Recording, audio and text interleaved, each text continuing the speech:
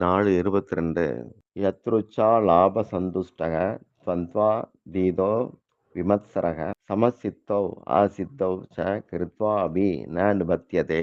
தானாய் அமைவதில் திருப்தி கொண்டவன், இருமைகளில் விடுபட்டவன், பொறாமையற்றவன், காரியம் கைகூடினாலும் கைகூடாவிட்டாலும் சமபாவனையில் நடுவிருப்பவன், செயல்பட்டாலும் கர்ம விளைவுகளில் அவன் கட்டுப்படுவது இல்லை. விளக்கம்: என்னோட முயற்சியால தான் எனக்கு கிடைக்க வேண்டியதெல்லாம் கிடைச்சது அப்படின்னு நினைக்கிறவன் செயலுக்கு கர்த்தா. இது அஞ்ஞானம். தேவைகளை பற்றி எண்ணாதவன் தான் ஆன்மீக வாழ்வுக்கு லாயக்கு. அப்படிப்பட்டவன் அவனுடைய தேவைகளை பகவான் இல்லாட்டி பகவானுடைய இயற்கை பார்த்துக்குது. கர்மயோகியாக செயல்படும் போது பயன் வடிவில் சாதகமோ பாதகமோ லாபமோ நஷ்டமோ மதிப்போ அவமதிப்போ புகழ் அல்லது பழி எது வந்தாலும் கர்மயோகிக்கு ஆழ் மனதில் பாதிப்பு உண்டாகாது. இந்த ரெட்டைகள்லாம் சைக்கிள் பெடல் மாதிரி, ஒன்று மேலே போகும், அடுத்தது கீழே வரும். அப்போ தான் வண்டி நகரும். வடமொழியில் லாப அப்படிங்கிற சொல் ஆதாயத்தை குறிக்காது, விளைவு அல்லது விளைச்சல் இதுகளை குறிக்கும். அது எப்படியும் இருக்கலாம், அனுகூலமோ அனுகூலம் இல்லாமலோ இருக்கலாம். விளைவுகள் எல்லாம் இறைவனுடைய இயற்கை அமைக்கிறது. இறைவனுடைய இயற்கையில் அவருடைய உள் சக்தியாக ஸ்ரீமதி ராதாராணி இருக்காங்க. ராதைக்கு உள் சக்தின்னு பேர், இன்டர்னல் பொட்டன்சி.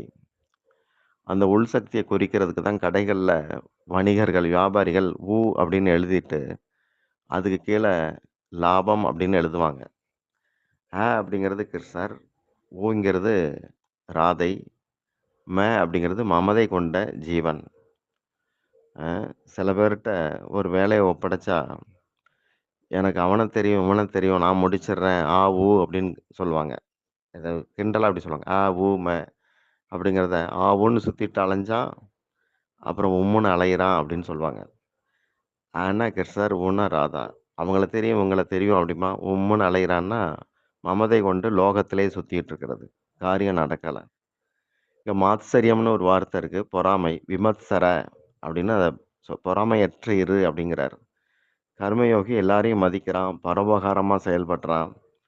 அதனால பிற ஜீவர்கள்ட்ட அவனுக்கு பொறாமை வராது. பொறாமைங்கிறது நுணுக்கமான குற்றம். அடுத்தவங்களுடைய முன்னேற்றத்தை கண்டு பொறுக்க இயலாமல் இருக்கிறது, அடுத்தவங்களுடைய கஷ்டத்தை கண்டு குதியாட்டம் போடுறது, ரெண்டுமே பொறாமை தான். ஆன்ம சாதகன் இது பக்கமே வரக்கூடாது. துவந்த்வாதிதக அப்படின்னா ரெட்டைகளை கடந்து இரு அப்படின்னு அர்த்தம். கடவுள் இருக்காரா இல்லையா, அவருக்கு உருவம் உண்டா இல்லையா, அத்வைதம் சரியா துவைதம் சரியா, இப்படி ஒன்றுலையும் ரெட்டைகள் உண்டு. ஆனால் ஓரம் சாரக்கூடாது. தராசு ஓரம் சாரும்போது அது ஏதாவது ரெட்டையில் ஒன்றுக்கு ஆட்படுது. தராசு நடுத்தரமாக இருந்தால் நடுநிலையாக இருக்குது, சமமாக இருக்குது. அது மாதிரி காரியம் சித்திச்சாலும் சித்திக்காட்டியும் மனம் சம பாவனையில் இருக்கணும் அப்படிங்கிறார். எனதுன்னு எதுவும் கிடையாது, எனக்குன்னு எதுவும் வேண்டாம், எனக்காக எதையும் செய்ய மாட்டேன். இந்த 3 விஷயங்களும் அனுபவத்துக்கு வந்துட்டா மனசு சமநிலை பெறும் அப்படிங்கிறது கருத்து. ஹரே கிருஷ்ணா.